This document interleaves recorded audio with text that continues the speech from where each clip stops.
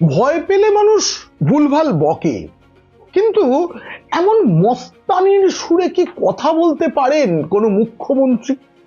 তিনি তো নির্বাচিত জনপ্রতিনিধি, তিনি সংবিধানের শপথ নিয়ে মুখ্যমন্ত্রী, তিনি এরকম হুমকির সুরে, মস্তানির সুরে কথা বলতে পারেন যে কথায় এই রাজ্যেরই বাসিন্দা, সরকারি কর্মী এবং তাদের পরিবারের বিপদ ঘনিয়ে আসতে পারে, প্রাণ সংশয় হতে পারে? কিন্তু সেটাই তিনি প্রকাশ করলেন একেবারে না মস্তানির সুরে।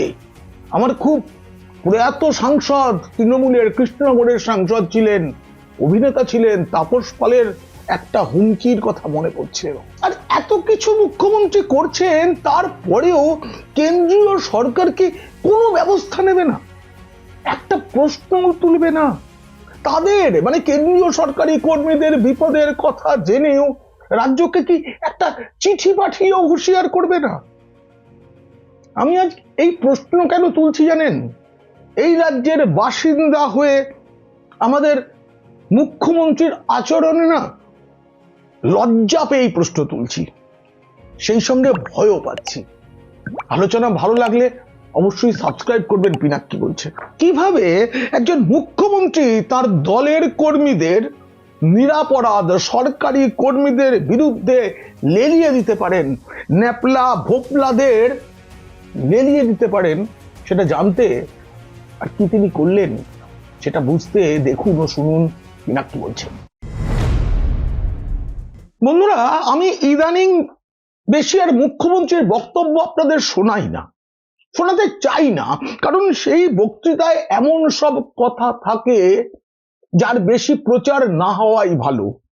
কিন্তু আজ শোনাতেই হবে, কারণ এই বক্তব্য একদিকে রাজ্যবাসীর কাছে লজ্জার, তেমনি এই রাজ্যের জন্য, রাজ্যের বাসিন্দাদের একাংশের জন্য বিপজ্জনক। শুনুন, গত 22শে ডিসেম্বর নেতাজি ইন্ডোর স্টেডিয়ামে কলকাতায় হল ভরা তৃণমূল কর্মীদের তিনি কি নির্দেশ দিলেন? আমি শুনেছি সেন্ট্রাল গভর্নমেন্টের অনেককে অ্যাপয়েন্টমেন্ট করা হয়েছে।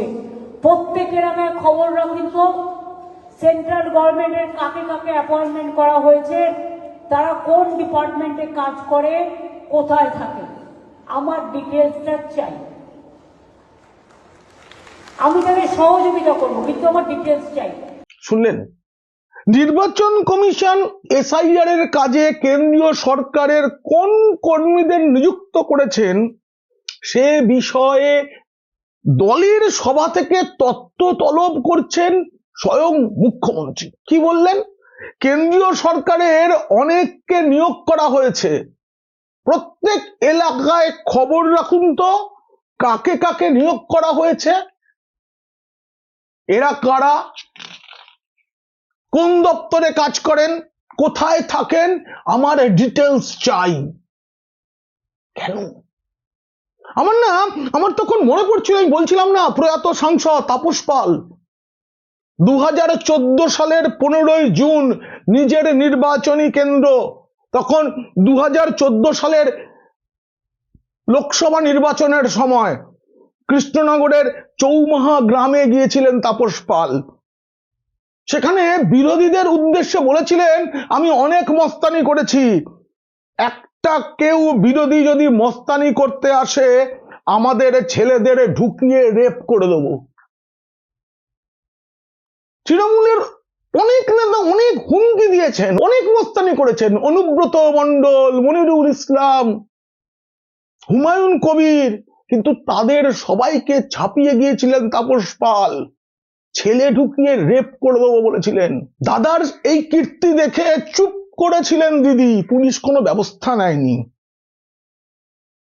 দিদিমণি ঠিক সেইভাবে বলেননি, কিন্তু আমার ভয় করছে। দলের কর্মীদের যে লেলিয়ে দেওয়াটা তাপস পালের কথার মধ্যে ছিল, আমি সেই সুরটা দেখতে পেয়েছি। খারাপ ভাষায় বলেননি তিনি, কিন্তু আমার ভয় করছে তৃণমূলের অনিয়ন্ত্রিত বাহিনীকে নিয়ে, যারা সব পারে। সম্প্রতি তো তৃণমূলের একদল নেতা কর্মীদের এই ধরনের নোংরা কাজের জন্য নদিয়ার হাঁসখালি গণধর্ষণ এবং খুনের ঘটনায় সাজা শুনিয়েছে আদালত। মুর্শিদাবাদে ঠান্ডা মাথায় বাবা ও ছেলে হরগোবিন্দ দাস ও চন্দন দাসকে নৃশংসভাবে হত্যায় জড়িত 13 জন অভিযুক্তকে দোষী সাব্যস্ত করেছে আদালত। এরপর না ভয় করছে। মুখ্যমন্ত্রী সেদিন ওই যে বললেন না, আপনারা খোঁজ নিন কে কোথায় থাকেন, কোথায় চাকরি করেন, কোন দপ্তরে, এসব বলার পর তিনি একটু থামলেন, হাততালি পড়লো। আপনারা শুনলেন তার বক্তব্যটা একটু আগে। হাততালিটা পড়ার পর বললেন, আমি তাদের সহযোগিতা করব, কিন্তু আমার ডিটেলস চাই। আচ্ছা, এই যে থামলেন, আপনারা খেয়াল করবেন এই থামাটা কিন্তু একটা পুরনো কায়দা। আমি বেশি পুরনো মনে করাবো না। কদিন আগে কেন্দ্রীয় সরকারের নির্দেশের কাগজ প্রকাশ্য জনসভায় তিনি ছিঁড়ে ফেললেন, তারপরে বললেন এটা আমার নিজস্ব নোট। কেন্দ্রীয় সরকারি নির্দেশ ওইভাবে প্রকাশ্য জনসভায় ছিঁড়ে ফেলা যায় কি? এ তো বেআইনি কাজ। এদিনও কিন্তু দলের কর্মীদের বললেন তোমরা খোঁজ খবর নাও। কাদের খোঁজ নিতে হবে? প্রায় 4600 কেন্দ্রীয় সরকারি কর্মীকে এসআইআর এর নথি যাচাই করার জন্য নিযুক্ত করেছে নির্বাচন কমিশন। তাদের প্রশিক্ষণও শুরু হয়ে গিয়েছে। তাদের বিরুদ্ধে ব্যবস্থা নেওয়ার হুমকি শোনালেন কিন্তু মমতা। মমতার এই নীতি কেন, কি কারণে সেটা বলবো, তার আগে একটা জরুরি কথা। আপনাদের জন্য আমি যে প্রতিবেদন বানাই তাতে অনেক সময় এবং পরিশ্রম দিতে হয়। যদি আপনারা ভালোবেসে আমাকে সুপার থ্যাঙ্কসের মাধ্যমে টাকা পাঠান, তাহলে আরো ভালো ভালো ভিডিও বানানোর উৎসাহ পাবো আমি। দেখবেন ভিডিওর নিচে যেখানে সাবস্ক্রাইবার বাটন থাকে তার পাশেই থ্যাঙ্কস বাটন আছে। এই থ্যাঙ্কস বাটনে ক্লিক করে আমাকে ভালোবেসে যার যেমন সামর্থ্য তেমন টাকার সুপার থ্যাঙ্কস পাঠাতে পারেন। আমার প্রথম প্রশ্ন, মমতার দ্বিতীয় অংশটা যদি সত্য ধরে নিই, আমি সহযোগিতা করব, কেন্দ্রীয় সরকারি কর্মীদের তো আপনি দিয়ে দিতে পারেন না, নির্বাচন কমিশন তাদের নিয়োগ করেছে, আপনি কি সহযোগিতা করবেন? কেন কেন তাদের তথ্য তলাশ করছেন? নবান্ন চাইলে যা মুহূর্তে করতে পারে, পুলিশকে দিয়ে সেটা তো যে কোনো সময় এক নিমেষে আপনি করিয়ে ফেলতে পারেন।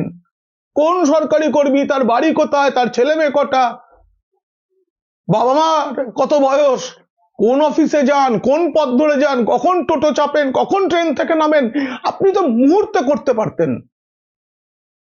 সহযোগিতা করবেন? আসলে আপনি না দলের ন্যাপলা ভোপলা গোপলাদের লেলিয়ে দিলেন। কেন্দ্রীয় সরকারি কর্মীদের পরিবারকে চমকে দিতে হবে কেন? কেন হাততালির পর সংশোধন করলেন, সহযোগিতার কথা বললেন? তার আগেই তো দলের অনিয়ন্ত্রিত কর্মীদের তিনি লেলিয়ে দিয়েছেন। কেন এই মস্তানির সুর? নিজের কেন্দ্র ভবানীপুরে 44,000 অবৈধ ভোটারের নাম বাদ যাওয়ার পর মাথা খারাপ হতে পারে। রাজ্য থেকে প্রায় 1 কোটি অবৈধ ভোটারের নাম বাদ যাওয়াটার খবর পেয়ে মাথা খারাপ হতে পারে। তা বলে কোন সরকারি কর্মীকে গুন্ডাদের হাতে নিগৃহীত করার নির্দেশ কি দেওয়া যায়? একজন মুখ্যমন্ত্রী দিতে পারেন? এই সরকারি কর্মীরা তো সাধারণ মানুষ, তাদের পরিবার রয়েছে, তারা তো অনেকে তৃণমূলকেই ভোট দেয়, তাদের সন্তান রয়েছে, পরিবারের অন্যান্য সদস্যরা রয়েছেন। পাড়ার তৃণমূল কর্মীরা নজরদারি শুরু করলে তারা কি আর শান্তিতে নিশ্চিন্তে দিন কাটাতে পারবেন? আপনি তো বললেন সহযোগিতা করবেন, কিন্তু এই সহযোগিতা কি তারা চাইছেন? আমার মনে পড়ছে 28 জুলাই তখন এসআইআর এর কথাবার্তা চলছে, এখানে কাজকর্ম শুরু হয়েছে। আপনি বীরভূমে সরকারি প্রশাসনিক বৈঠকে নবান্নের কর্তাদের পাশে রেখে ডিএমদের সামনে আপনি বলেছিলেন ভোটের দিনক্ষণ ঘোষণা হওয়ার পর দায়িত্ব নেয় নির্বাচন কমিশন। তার আগে এবং পরে রাজ্য সরকারের হাতেই প্রশাসনিক দায়িত্ব থাকে। আপনারা রাজ্য সরকারের চাকরি করেন। সেই দিন আপনার এই কথাটা তো আসলে হুঁশিয়ারি ছিল।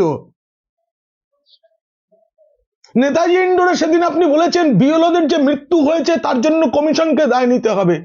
আমি বলছি না, কিন্তু কমিশন যদি এই প্রশ্নটা করে, সেদিন সরকারি কর্মীদের ওই হুঁশিয়ারি দেওয়া হয়েছিল বলেই তারা ভয়ে চরম পথ বেছে নিয়েছেন।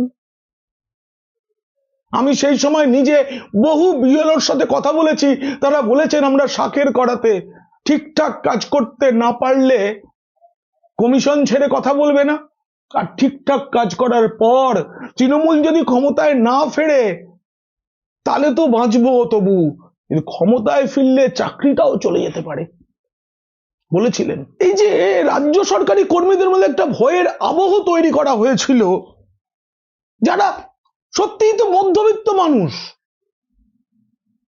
তারা তো গ্রামে শহরে নিরাপত্তাহীন ভাবেই তারা বাঁচেন, কাজ করেন সারা বছর, তাদেরকে হুমকি দেওয়া হয়েছিল। কিন্তু এবারের হুমকিটা না শুধু হুমকি নয়, দুষ্টু ছেলেদের লেলিয়ে দেওয়া। হ্যাঁ, মুখ্যমন্ত্রীর ভাষায় বলছি তো, উনি দুষ্টু ছেলে বলেন, এরপরে কেন্দ্র চুপ থাকবে? মনে আছে গত 29শে অক্টোবর ভাইপো বাবু অভিষেক বলেছিলেন কামারহাটিতে দাঁড়িয়ে, জ্ঞানেশ কুমারের বাবার নাম আছে ভোটার তালিকায়, দেখাতে পারবেন? রেলমন্ত্রী, শিক্ষামন্ত্রী, অর্থমন্ত্রী দেখাতে পারবেন বাবা ঠাকুরদার জন্মের সার্টিফিকেট? সেখানেই না থেমে অভিষেক বলেছিলেন বিজেপির লোকেরা এলে বাবা ঠাকুরদার সার্টিফিকেট চাইবেন, না দিতে পারলে বেঁধে রাখবেন। এটাও তো দুষ্কর্মের নির্দেশ দেওয়া। সত্যি তৃণমূল কর্মীরা সেটা করেননি। তৃণমূল কর্মীরা সংযত মনোভাব দেখিয়েছেন রাজ্যের প্রায় সর্বত্র। যদি তারা এইভাবে বেঁধে রাখতেন, যদি গণপ্রহারের পথে চলে যেতেন, কি হতে পারত বলুন তো? এটা একটা সর্বভারতীয় সাধারণ সম্পাদক বলতে পারেন, যতই দলটা আঞ্চলিক হোক, ভাইপো বাবু অভিষেক বন্দ্যোপাধ্যায়ের পদটা তো সর্বভারতীয়। সেই যে হুঁশিয়ারিটা ছিল, আর এই মমতা বন্দ্যোপাধ্যায়ের এই হুঁশিয়ারি, এগুলো কি মস্তানের মতো নয়, তাপস পালের মতোই নয়? দেশের তো অন্য রাজ্যেও এসআইআর হচ্ছে, সর্বত্র বিজেপি ক্ষমতায় নেই, সেখানেও বিরোধিতা চলছে, কিন্তু কোন মুখ্যমন্ত্রী কেন্দ্রীয় সরকারি কর্মীদের বাড়ি, অফিস, ঘরের তথ্য তলব করেছেন? করেননি। এমন মস্তানি দেখিয়েছেন? দেখাননি। কেন্দ্রীয় সরকার তাহলে এর পরেও চুপ কেন? এবার তো কেন্দ্রীয় কর্মীদের প্রাণ সংশয়, তাদের পরিবারের লাঞ্ছনার ভয়, কেন্দ্র কিছু একটা করবে না? ভয় পেলে মানুষ কি কি করে তার নমুনা এবার দেখা যাচ্ছে মুখ্যমন্ত্রীর প্রতিটি কথায়, প্রতিটি কাজে, তার শরীরী ভাষায়, মুখের ভাষায়। একটা কথা আছে জানেন তো, রজ্জুতে সর্পভ্রম। মানুষ যখন ভয়ে ভয়ে থাকে, তখন রাস্তায় পড়ে থাকা রজ্জু বা দড়ি, সেটাকে দেখেও তারা সাপ সাপ বলে ভয়ে চিৎকার করেন। সেদিন নেতাজি ইন্ডোর স্টেডিয়ামে কর্মী সভায় মুখ্যমন্ত্রীর মাইকে কিছু সমস্যা হচ্ছিল, তখন তিনি হঠাৎ করে বললেন, ইন্ডোরে যে মাইকম্যানরা কাজ করছেন, আমি কিন্তু বারবার দেখছি আপনারা প্রবলেম তৈরি করছেন, আমি আগের দিনেও দেখে গিয়েছি, আজও দেখছি, এটি খুব খারাপ। এই অবধি ঠিক ছিল। তারপরে বললেন, এবার কিন্তু আমি পদক্ষেপ করব বলে দিলাম। হুমকি তো। রাজ্য সরকারি কর্মী যারা নেতাজি ইন্ডোর স্টেডিয়ামে মাইকম্যান, অথবা তারা কোনো ঠিকাদার সংস্থার থেকে এসেছিলেন ওই দিনের মাইকের ব্যবহারের জন্য, সাধারণ মানুষ, গরিব মানুষ, তারা একটা যান্ত্রিক ত্রুটির জন্য তাদের এইভাবে হুমকি দেওয়া যায়? এরপরে মুখ্যমন্ত্রী পুলিশকে, দলের নেতাদের যা খুশি বললেন, সে বলুন, ওনার পুলিশ, যদিও তারা রাজ্য সরকারের কর্মী এবং সাধারণ মানুষ। তারপরে বললেন এই মাইকেও নাকি সাবোটেজ মানে অন্তর্ঘাত থাকতে পারে। বলছিলাম না, রজ্জুতে সর্পভ্রম। মাইকেও সাবোটেজ, আর কেন্দ্রের বিরুদ্ধে একের পর এক অভিযোগ, কমিশনকে যা খুশি তাই বলে আক্রমণ। কেন্দ্র কিছু করবে না? কেন্দ্রের বিরুদ্ধে আমি এত প্রশ্ন তুললাম, তারপরেও আপনাদের একটা কথা জানিয়ে রাখি, আগামী 5ই জানুয়ারি দিল্লিতে কমিশনের ফুল বেঞ্চ বৈঠক আছে। সেই বৈঠকে কমিশনের সকলে তো হাজির থাকবেন, এই রাজ্যে সিইও তারাও থাকবেন, সেই সঙ্গে বিভিন্ন কেন্দ্রীয় নিরাপত্তা বাহিনী তাদের প্রধানদেরও থাকার কথা। এখন থেকেই কেন্দ্রীয় বাহিনীকে কেন ডাকা হচ্ছে? সুতরাং পিসির ভয় আরো বাড়বে। নতুন বছর 2026 তো ভোটের বছর, সেই বছরের গোড়ার দিকে শুধু পিসি নয়, ভাইপো বাবু যিনি এখন অন্তরালে রয়েছেন তারও ভয় বাড়বে। সুতরাং আরো হুমকি শোনা যাবে, আরো মস্তানি দেখা যাবে, তার জন্য তৈরি থাকতে হবে বাংলার মানুষকে। এই প্রতিবেদন কেমন লাগলো জানিয়ে অবশ্যই মন্তব্য করবেন। ভালো লাগলে বন্ধুদের, খারাপ লাগলে শত্রুদের শেয়ার করবেন। আপনারা ভালো থাকবেন, সতর্কও থাকবেন।